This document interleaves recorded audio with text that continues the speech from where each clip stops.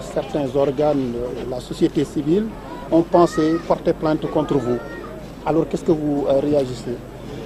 Bon, vous savez, la fois dernière, je pense que j'ai assez bien communiqué quant à l'appel que j'avais lancé à l'endroit de toutes les populations.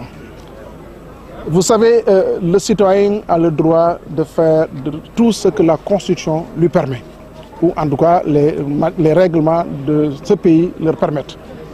C'est tout à fait normal et c'est le droit que des citoyens lambda ou, je ne sais pas, FRAPP ou Dégage ou société civile puissent aller vers certaines institutions, vers certains organes.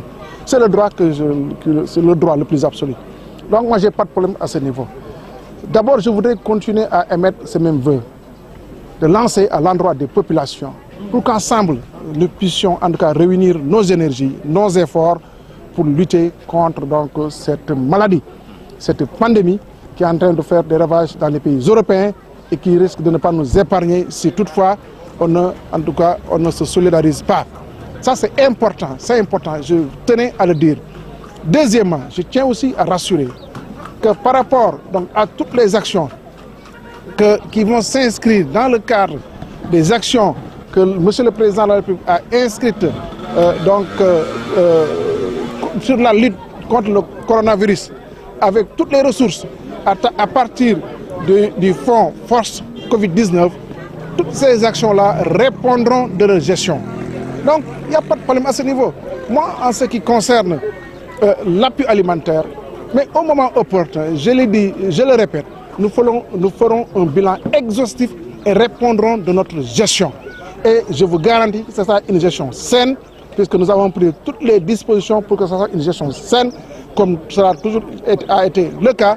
Et Inch'Allah Rabbi, ce qui m'importe, c'est que ces vivres-là puissent arriver à leur destination. C'est-à-dire arriver au niveau des ménages, puisque nous le savons tous, il y a des ménages qui sont dans des conditions difficiles, qui vivent des situations difficiles. Nous essayons d'accélérer un petit peu le pas pour que la distribution puisse être effective dans les meilleurs délais. C'est cela qui va, il n'y a rien d'autre. Les gens sont en train de se mobiliser, les comités sont en train de se former, l'administration territoriale est à pied d'œuvre, la gendarmerie, la police, l'armée contrôle et encadre tout le processus. Donc nous n'avons aucun problème de cohérence dans ce sens-là, nous n'avons aucun problème de transparence et de célérité. Nous n'avons aucun problème par rapport à ça. Donc au moment opportun, je vais répondre à qui veut l'entendre ou à qui veut m'écouter. Il n'y a aucun problème dans ce sens-là, mais concentrons nos efforts.